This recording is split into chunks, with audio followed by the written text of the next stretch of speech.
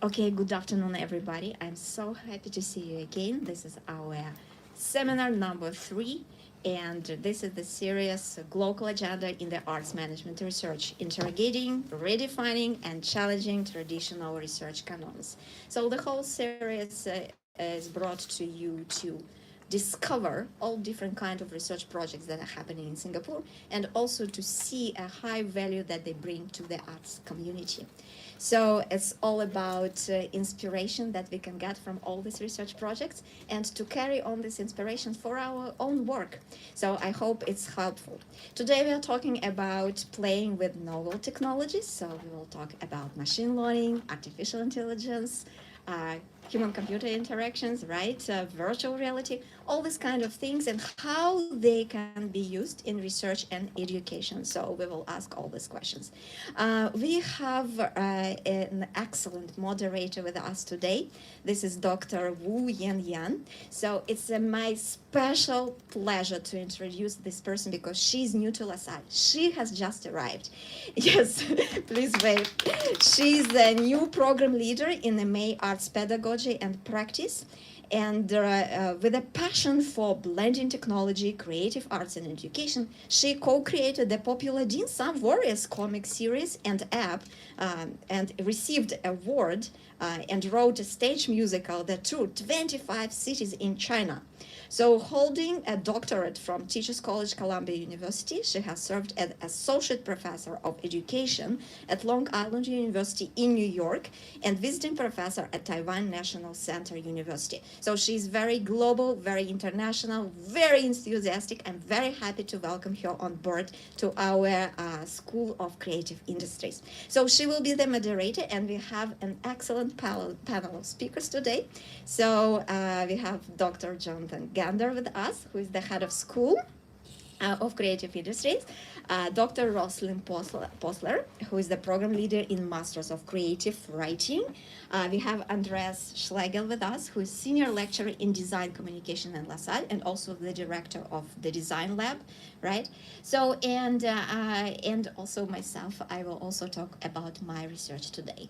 So right now, I would like to invite actually Dr. Gander to start the presentations part. We have a presentations and then we have a discussion. So please come over, take the floor, and so could you set the timer for me? Or absolutely. Are you doing your timing? Oh, lovely. Yes.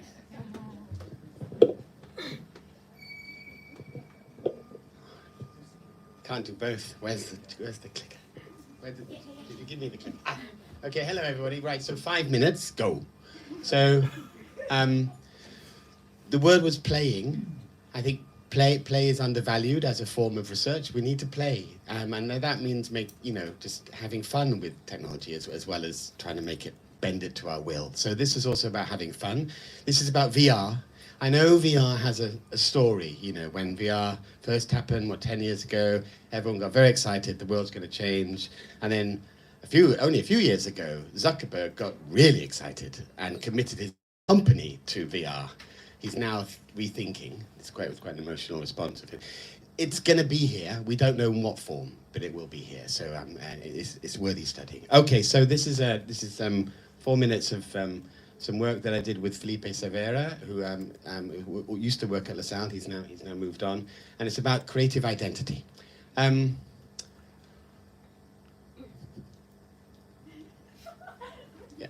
Okay, so we know that new technology is an enhancer, i.e. it's like an ER, so it's cheaper, easier, faster, that kind of ER thing. But that's just an enhancement.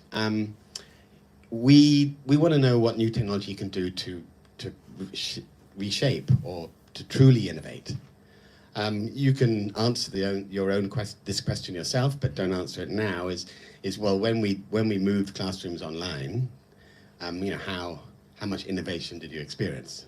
Was it anyway? Yeah, was it just the same practices just done through a technology, or did something else happen? What was it? Was it a different mode of learning? And I think when we're looking back at the pandemic, we did realize that perhaps a lot of what happened was the same mode of learning, just through a different medium. So our question was more critical about how can we ensure that technology's potential is realized by looking at how it can not just enhance, make something but how it can introduce new modes of learning and articulate new qualities of creative identity. We chose creativity. Yeah, next slide is coming. So our research design is about identity, because we think that creative identity is one of the key things that we hope to achieve through your experience at LaSalle. You are going to be a creative, but it's what kind of creative you are. That's the matter. And that requires taking in the knowledge and practicing and becoming a creative. So this is about becoming a creative. And so VR is about becoming. You have to create an avatar. You are in another space. You are represented differently. So that also is about identity. That's why we thought about it. So it's student-led. So we asked students to create mind palaces. I'm a fan of the what was it called, Dr. Sherlock Holmes. Yeah, so he does that thing, super cool. Nothing like that, obviously. But this idea of creating spaces and locating objects spatially to allow him to think. And I just thought it is an actual established way of thinking. So we asked the students to create mind palaces. These mind palaces were made up of, we asked them to populate their virtual space with places that have meaning to them. Of course, they're going to invest and create places and people and things, objects that they have associations with, and also their work. And so we wanted them to make these mind palaces. And then we all got together and they welcomed us in, because you put the goggles on and you go into their spaces. So we define a mind palace as a space of people and things and objects that are important to us. 1 minute, wow, look at that. Yeah, okay, useless. So what are the qualities? Maybe technology can help us discover what are the qualities of creative identity. That in addition to what we already know about risk-taking and courage and all that stuff. But is there a new one we can help discover with VR? So, and you only had 5 minutes, so I didn't show you them, but these are the students' mind palaces, and you can walk around. So the point is, you get in there. So these are videos of family or people or of work they made. Some did it very formally and made it into an art gallery. And our findings, such as they are at the moment, is that yes, it's obvious we can put things in VR just like normal, but that's just ER. That's just enhancing. What about doing something different? What we experienced when listening and being with the students is an intense I amness. They're incredibly personal spaces that you're welcomed into. And when the students were talking about their personal spaces, we learned much more about them than I could ever learn to you in this space here. And so VR, if we think about VR, is the chance to redress the power of the physical world that we are all in. Like, I have the power now using the space of this room. Your experience as a student is as a figure in spaces. What if you could redesign the spaces and then encounter work or encounter your tutor or encounter your colleagues in your space, full of you? And yeah, but that's a different environment. Yourself, who am I? How do you know me? How do you know me? Well, if I could build a mind palace and show you me, that's myself. And that would be useful for education, isn't it? Because it allows reflection and also stop you leaving everything at the door. You come in and you become student A, student B. What about bringing yourself in? And you can't because of spatial control. So therefore VR allows you to bring the student into the learning environment. And we think one of the great ways of doing that is to have it this is where feedback should take place. So students put all their work in, and feedback should take place in that space. Because it's a separate space. We think that's very good for feedback. And we think it could be like an archive of all the work, and plus a reminder of who they are, so they don't just become student A, and et cetera, et cetera. And the last thing is, writing about music is like dancing about architecture. It's a nice quote. But talking about VR is like describing a dream. You know, it's just useless because it's an experience. So it's just pointless, really. We'd have to be in it. That is one of the problems of the adoption of this new technology. Okay, thank you very much.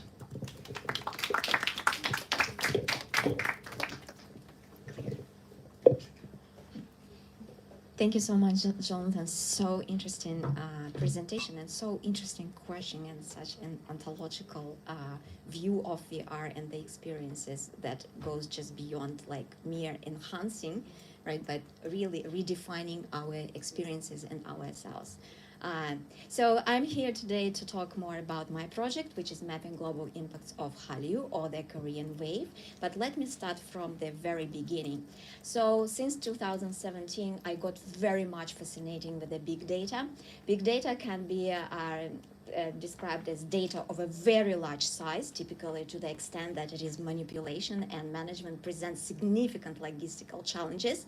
So in order to analyze this big data, and we are living in the age of datafication, so there is a lot of big data generated on a daily basis, on a minute basis, all around us, social media, all these things that track our behavior, track our movements around the city.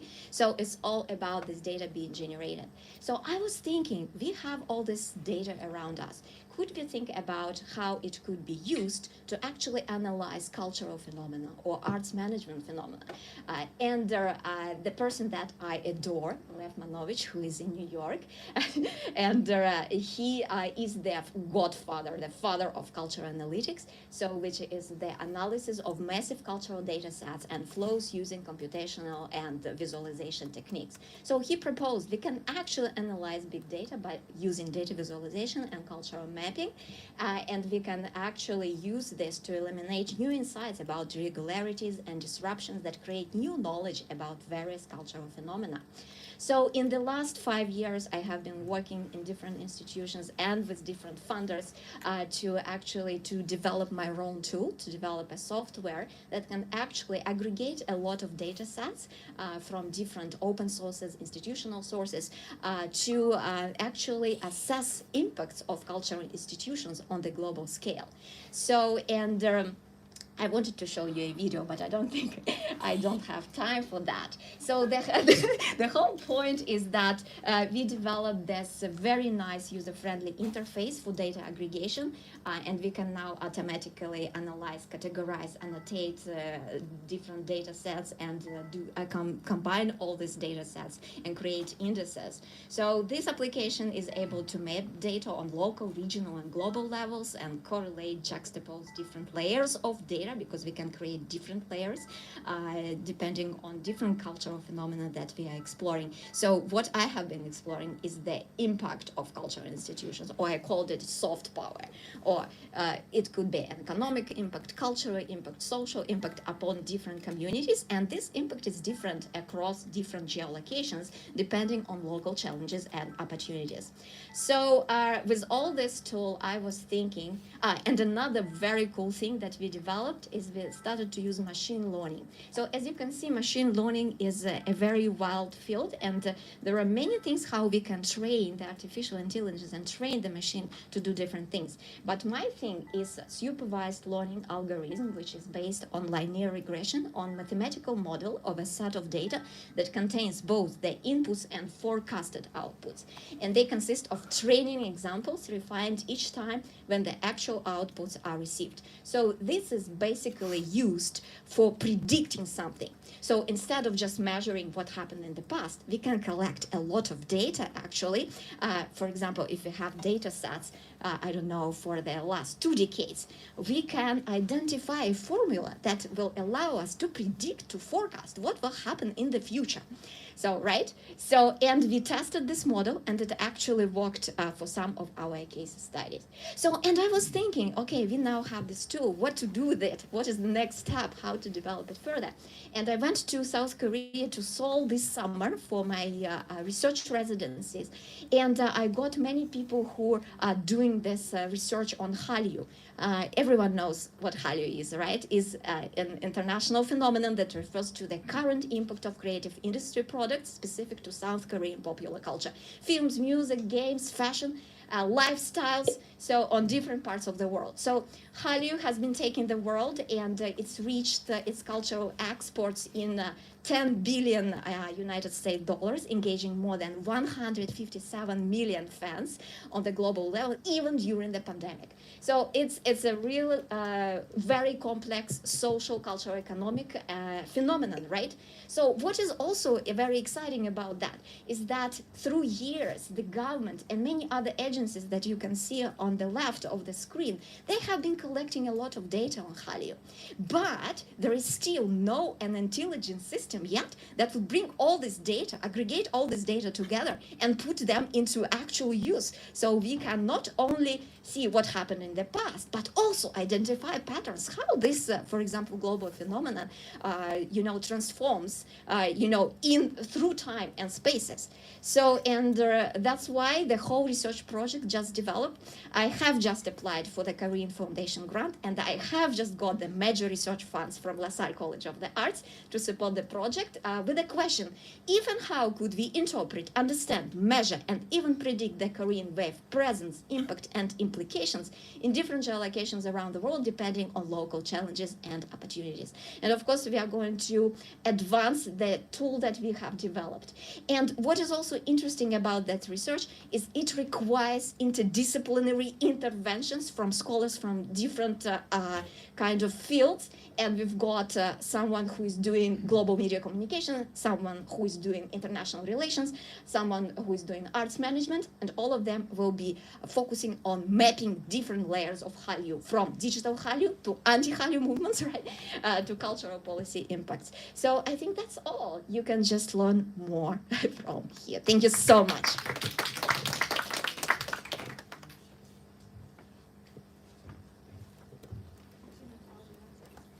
Thank you.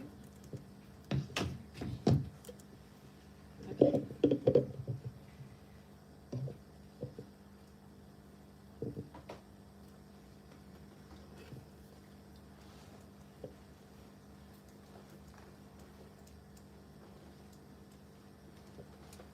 Okay. This is a very different kind of presentation because it is not actually about technology. It's about a very different relationship to technology. So, comrades, my presentation is titled, Lest You Think I'm a Luddite. What is an actor without a script?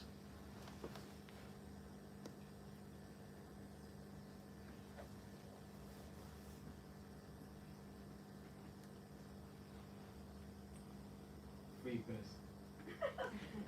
Free. Thank you. John Cage, Eat Your Heart Out. Or more cruelly, a Mitch McConnell moment.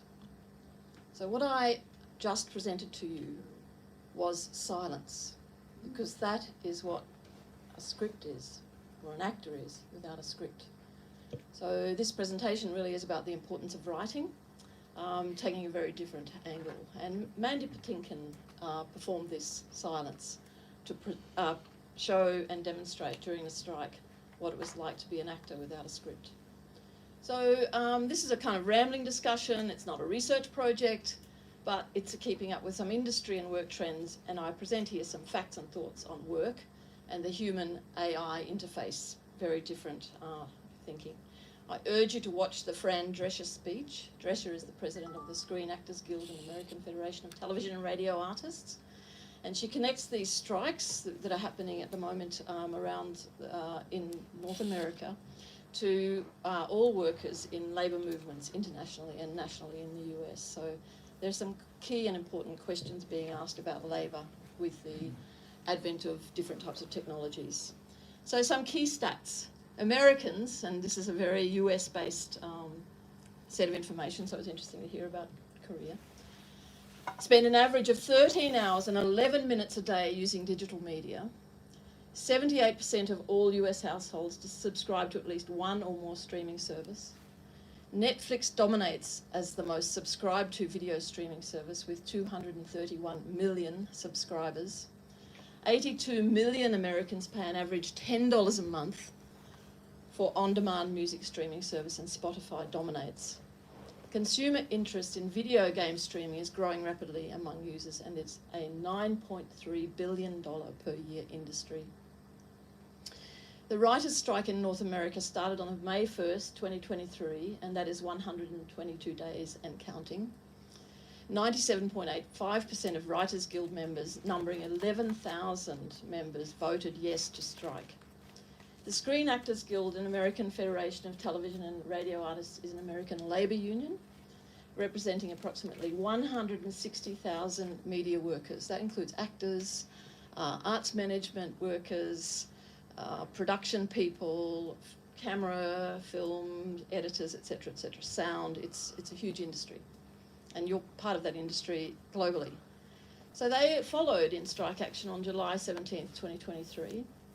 Writers and actors and associated production workers are arguing for a minimum basic agreement, of which AI is only one part. And I have the Writers Guild of America website up, because that presents you with the list of demands, which are very interesting because AI comes at the bottom of that. So payments for writers, actors and media workers have not kept up with inflation, like many industries. Media and communications are industries that rely on content. Content is worth money. In 2022, the net worth of Netflix was $31.6 billion.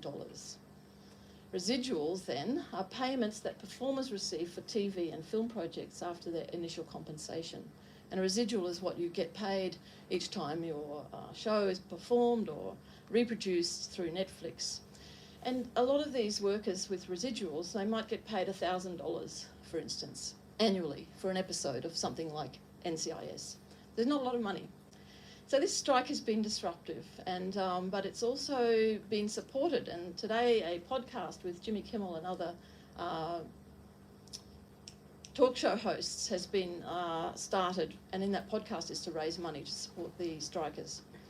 Workers need money to live, and some reports of one woman's paycheck was 0.01 cent in the dollar that she received for an episode of a show that she was the writer for. So it's a kind of shocking when you start to drill down to what people are being paid. So I just want to give you some more information. The two CEOs of Netflix, good for them, earned $50 million each in 2022. And that's why Fran Drescher's speech is very good to listen to. So the question here is about artificial intelligence and thinking about what you can do inside a contract to protect your work, either as an actor. For instance, some of you probably know that Harrison Ford was de-aged with artificial intelligence in the most recent film that he was in, the famous series. So, summary, AI is a fascinating technological development that affords some exciting opportunities, lest you think I'm a Luddite. Providing protections for content providers, performers and others must be at the forefront of developments around AI, especially in the creative industries where we might hopefully expect our students to gain work. Thank you.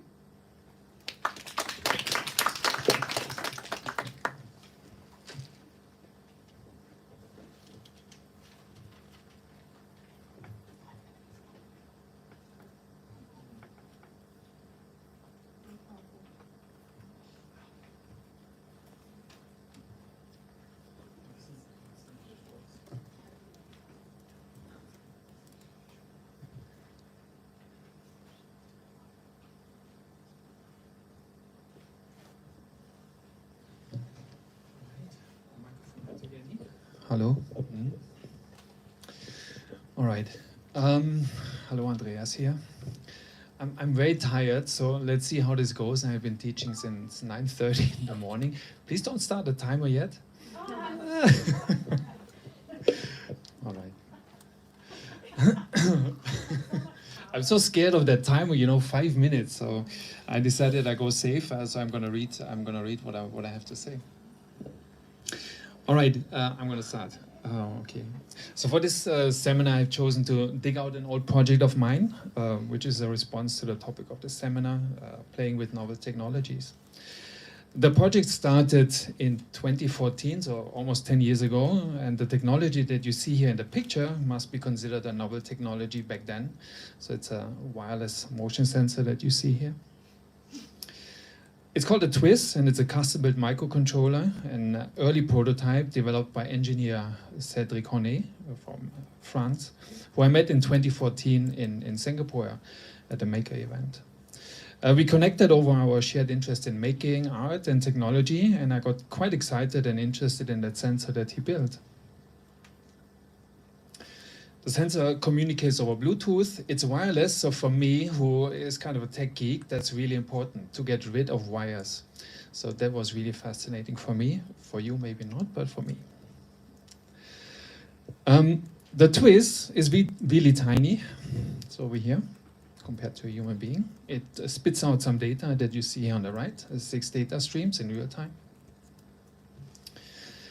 And on the left, I chose a couple of keywords from the description that you gave me, from the seminar write-up, to weigh those keywords against my project. And I think the project is really collaborative. It's not really experimental research, I found. There's technology play, and it's human-computer interaction as well. I also have a projectometer that kind of follows you through my presentation. And it looks at the level of curiosity, uncertainty, discovery, and disappointment throughout the years. It's 5 years. So 2014, I'm very curious. So I started the project in 2015 in Paris, where I had a residency. So I took that opportunity to work with the TWIS to build a project around it. The potential that I saw in this technology was to measure the movement of things when attached or in touch with objects and the urban infrastructure that I would find on my field trips in Paris. Data captured from these objects would range from washing machines, the metro surfaces on which I walked, doors, and more. Instead of taking photographs, I would take data graphs of places that I visited. The translation of data ended up to be a series of abstract digital drawings in black and white, where data points were used for digital mark making. You see, I'm still curious, a little bit uncertain. So that's one of those drawings that came out of it. So it's kind of a representation, abstract representation of a place. Now in 2016, we managed to invite Cédric to visit us as a visiting engineer to continue his work on the TWIS, and we developed new hardware and new software, so that's us in the lab. Still curious, uncertainty going down, discovery also a little bit down. There should be a video, but it's gone. Video is gone, so there were some results, so sad. They looked really nice. And after his visit, we also managed to collaborate with the dance department and music to develop performances. And we had this area here, one performance here, another performance here, and I also worked with musicians to create custom-built interfaces that could interact with Ableton music software. Hopefully this works okay. So here are just a few impressions.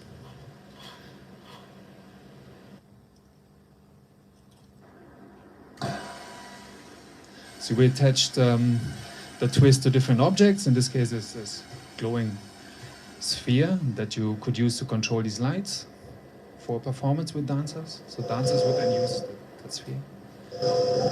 There's that custom-built interface to make music.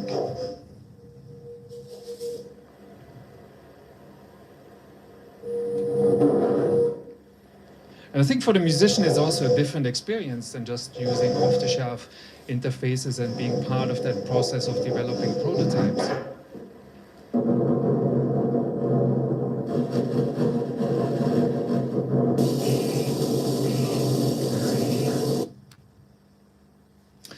The end result then was a publication. So we submitted that to a conference on movement and computing, and it was accepted and presented in London.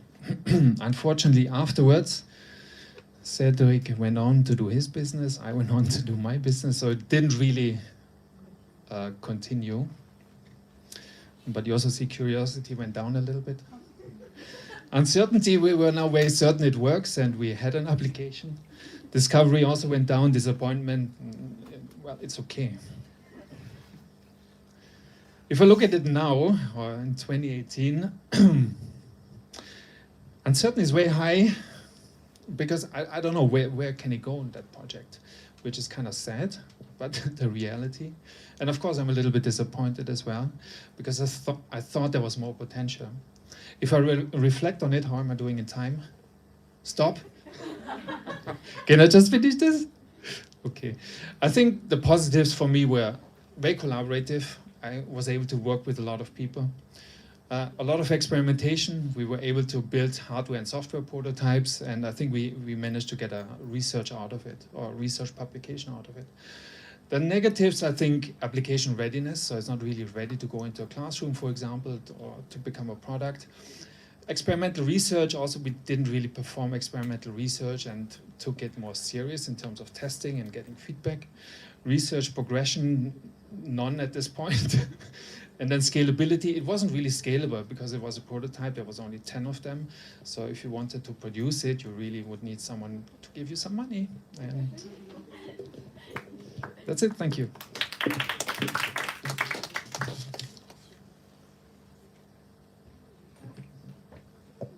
Can I invite other speakers to come to the front?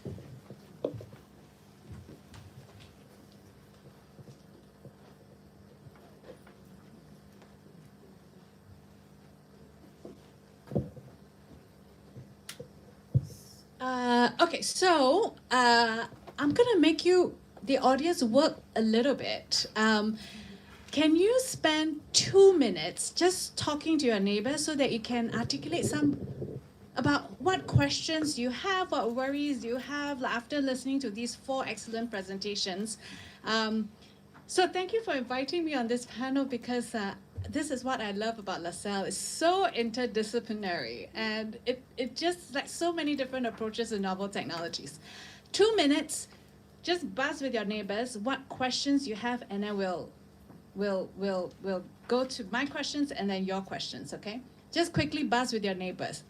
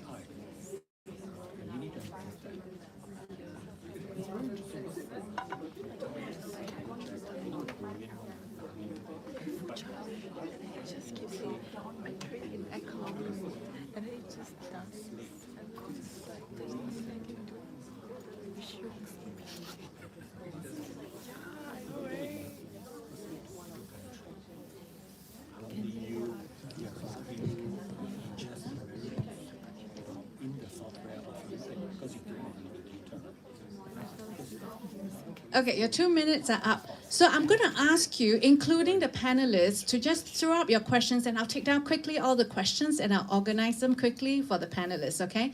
So shoot with your questions. It can be like, what are you talking about? It can be like that too, okay? Mine is about VR and reality. How do you balance? I've known a lot of cases where people have gone into the virtual reality not being able to come out to reality. And the avatar that you create, it's not lately has become more like you, but previously Avatar was a totally a different, fictitious, the kind of, so where is the reality? How do you balance the two? That's one question. That's being the devil's advocate. Huh?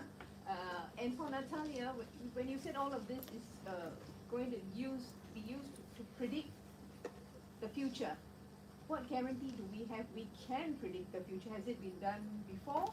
And with all the challenges, one of it was pandemic. How do you really say for sure, yes, this will be able to, and it's 100% guaranteed? Okay, so we're going to take more questions Yes, quickly. One more over here. You can volunteer your friends too, yes. No, it is for you, Andreas. Okay. She says give chance to the students. Okay, students, let's go with your questions.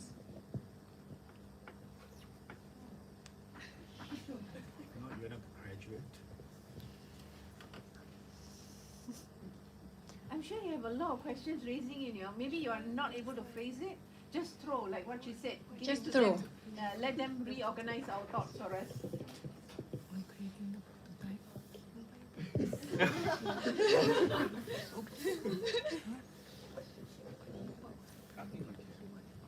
Okay, I think this is a question that both of us have. I think what was interesting was the WGA on strike. I'm just curious, maybe with what's happening in North America, how it will influence, or just Singapore or Southeast Asia, like what's that's it. Yeah, good question. More questions, let's go. More questions.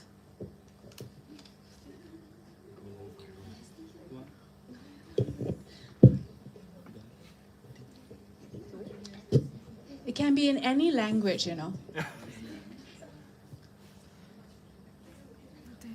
We have technology here to automatically translate. Hi. I'd just like to know more I'm just more curious actually about the novel technology, that smaller device, because it looks quite interesting, the artwork that it actually created. Like, I just want to know more about how did it go about, like what sort of thinking and what sort of ideology actually went within into creating such a small little device. Yeah, that's all. Okay, last chance for last question. Anyone?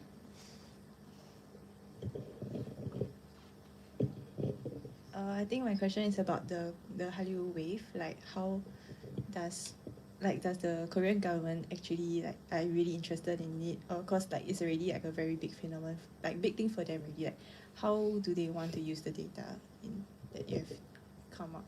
Yeah. Okay, I think we have questions for everybody. So maybe to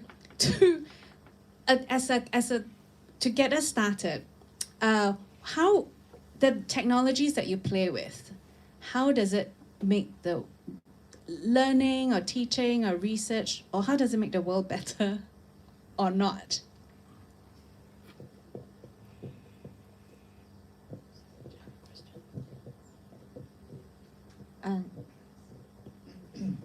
Me. How does it make the world better? I mean, I kind of deal with it on a daily basis, so it makes my world often better, but sometimes it's also very, very frustrating. When I bring it into the classroom, I hope that it makes the students' journey better, and through that the world, hopefully and ideally. I think we're having some results there as well, but really marginal, because I feel that students are very scared of technology, especially when they have to create their own. Then when it comes to using technology, we often default back to our phones or the social media, and that's what we consider technology. But I think there's more to it, and maybe the project that I presented has shown that there's more to technology in terms of hardware and also in terms of software. But I feel that students in the arts fear the production with technology, which I find a little bit sad. I want to stop here. Yeah, VR has amazing emancipatory potential. So there are studies done on how the presentation of yourself can influence the performance of tasks. So if you like the way you look in VR, you look cool, or you look like you belong in the task, then you perform better. They've done tests on making people look unsuitable. So in workman's clothes, well, they're asked to do a cognitive task, and they underperform. How you see yourself guides the effectiveness of your performance. And, you know, we don't always love how we are perceived, or we're not in control of how we're perceived. VR allows us to present ourselves as we see ourselves, rather than as others see us. You know, so we're not all Brad Pitt, or rather, I like Brad Pitt, but, you know, or representations of what you expect. What does a professor look like? What is anyone supposed to look like? And I think, you know, VR, wow, it's huge. It is being abused, but it'll, you know, but it can be really emancipatory. And in terms of our world, the education, you know, our worry is, as educators, is that we are also using our prejudice. Yeah, when we judge, when we evaluate, what, you know, old, young, you know, female, male, big, articulate, you know, we should be protected from ourselves, and VR can do that by allowing the student to take on a representation of themselves, so that their work and their identity can be evaluated, not how they are coming across through the prism of our prejudices, which we all have. Wisdom is about protecting ourselves against them, but we all have them, don't we? Yeah. As for me, I have very positive look upon new technologies. I'm like a first adopter, like quick jumper. Like I'm very excited about all new things happening, and I just want to learn it right away.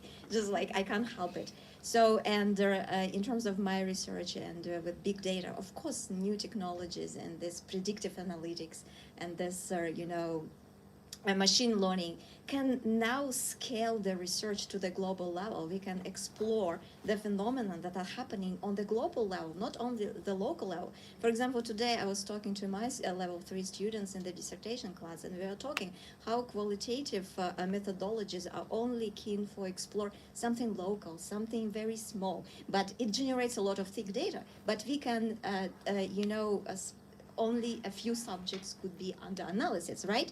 With this kind of new technologies and big data, we can tame, you know, the quantitative to work for us, for arts managers, to actually explore something that is bigger beyond just one space or beyond one institution. So for me, it's super exciting. Malar asked a question: how can we be sure, guarantee 100% that the prediction is? We cannot. Who can? Only the God, right? So of course we cannot. Machine learning, we can train the algorithm. It will be accurate to a certain degree, but of course there will be, you know, human factors that always happen. So we cannot guarantee 100%, but we can be aware of certain factors that play a role in how different subjects behave, or how different phenomenon expand, or how we can track things and we can identify patterns in tracking the movements, like Hallyu movements, how it spreads across different countries, right? So we can identify the speed, we can identify the intensity, we can measure all these things right now, right? So, and if you have data for Hallyu data, it's just 3 decades of data.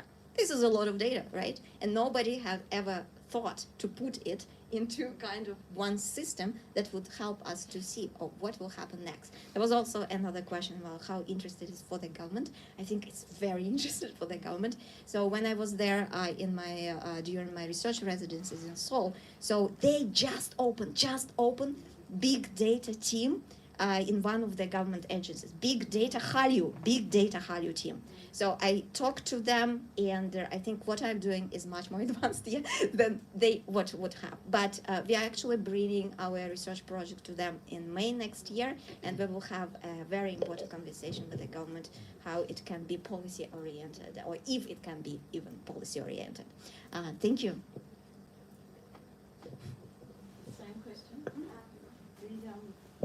I think the communications technologies, to me, are a tool, and I think that I think they are extraordinary, and the developments are really something. And I thought, Andreas, maybe you should go to NASA with your object. But of course, we all know all of the terrible stories about technology, about scamming and security and data security, and at the personal level, when we're scrolling on our Instagram, we are being kind of tracked and surveilled in lots of ways. So I think we, as human beings, need to be aware of those things, but are we actually able to stop and take stock for ourselves in some way of those kinds of technologies and how powerful they are? And I'm just being cautionary. I think technology is really exciting. I'm not a Luddite, but I think there have been so many cases of, for instance, women and men whose images have been spread around the world without their permission. There are a number of things that we kind of can think about, and that's where laws come into being and feeling free to report or take part in that side of technology and technology's abuses. So it's kind of an interesting question. It's a philosophical question about how we as human beings take control of communications technology and think about it in some way, or think it through and talk about it, what's happening, rather than just accepting the phone as this kind of object in our lives. But on VR, Malar, there's been some great work in aged care homes with elderly people with dementia, using VR to re-stimulate memory and for music and take to places because of you are stuck in situ in a nursing home or in aged care. So that's a really great use of VR, I think. And of course, technology is about play and fun, but it's also about the serious work of what might come out of it. What are the advantages of technology? Even the library has switched to using your card in a really different way. So it's constantly evolving, but it's also about being aware of our role in relationship to machines. That's my answer. I want to kind of address the question that was brought up about the relevance for like the WGA strikes, for example, for Singaporean students, as a kind of a broader question of the novel technologies that you play with. What kinds of encouragements, provocations, warnings do you have for our students in relation to? So, for example, Andreas has talked about maybe we should try to make with technology more. Like in the stuff that you're playing with, in the technologies that you're playing with, how would you want to encourage? What are you seeing as the gaps in our sphere? And what would you encourage our students to be doing? It can relate to the legal aspects of technology, can relate to the making with technology, yeah. We switch the order? Go that way. Okay.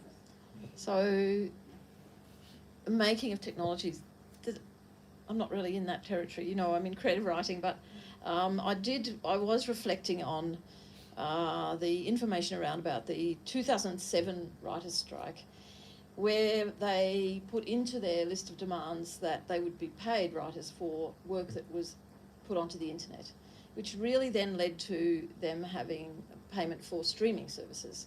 So that's right back in 2007. But what you can see now is the kind of AI may take part in or may take away the need for writers, because a studio could simply put into an artificial intelligence machine, make me a comedy series using 3 young people living in a house, blah, blah, blah, and a script will emerge. So that's one of the demands now, is to get the line of credit. So I think because this is a global industry and a lot of content producers come from Southeast Asia or Asia, and go and work in America, or live here and work for studios, or the implications are wide for content producers here as well. And so I might as well answer that question now, which is to read your contract very closely, to pass your contract by a writers guild if there is one in Singapore, or to get advice on it from your agent or from your producer about your contracts. So reading fine print is boring, but you really should be doing it closely. That 0.01% of a dollar is so shocking to me. When I read it, I thought this cannot happen, but it's actually a lot of writers and a lot of content producers are living in that kind of hand-to-mouth situation and sharing. And then there's also the writers' rooms where you have a group of people writing together, and those people are not given the credit because they're in this kind of writer room situation. So if you are a producer, a content producer of some kind, you really need to have your eyes open. So that's my answer. So yeah, there are a lot of threats associated with using the data properly, because first of all, we have to think, what is the provenance of the data? Where do this data come from, right? Who produced this data? Can we really trust the data? So there are a lot of threats for someone who likes to adopt this kind of methodology to try to, make valid claims in the field. So a lot of threats also come with data presentation and representation and all kind of narrative that data visualization creates for us. Because data visualization was used in political ideology, in many things to, change opinions, to advocate for things. Because a picture is what, 1,000 words, right? Right now we have such a phenomenon as data storytelling, right? You can tell a lot of stories, but we always have to be very, critical. Who are telling these stories? How are telling the stories, and how the data and what kind of data are used to tell the stories, right? So, for example, I still have this idea for a very cool article from innovative methodologies to creative mythologies, because even the tool that I created, right, the soft power mapping, there is a lot of myths we can create with data, right? And we have to be very, very careful when analyzing the data. That's why I'm not advocating that predictive analytics or machine learning should be, in the position to tell us or to predict the future. There should be a human being always there. Guarding all this process. There should be someone to interpret it properly. There should be someone to critically look at the things and to explore it further. So in my kind of research, I look at what I create through this data visualization thing as an inductive platform. So it's just the platform that helps us to ask proper questions. So it's more about asking the right questions rather than giving the answers. It's not about that. So thank you. So, the question is about advice to students with Yes. So this is a disruption. So my advice to you is this is your chance. So this is your chance to become an expert or a voice that doesn't exist already. And you've got an advantage because older people are more resistant to picking up and playing with these things. And they often use it as a badge of honor. Oh, I don't know how to use this, or I don't mind my kids do this. Forget them. Good. It means they're out of the way. Dive in. I've seen students. I've seen students in my previous places where I've worked, because it takes a few years to become successful. And some of them are really successful. They are speaking at international conferences. They are being hired by firms, agencies, any businesses, to work with their production teams, to work with all their teams, to help show what this tech can do. And it's at the play stage. So it ain't finished yet. It's not, the engineers haven't taken over yet. Like with software, the first time it was play, and now the engineers have it. And then, designers and engineers have it. Now it's people have it. You could get in there, man. I mean, because it's your chance to become an expert. So get in there.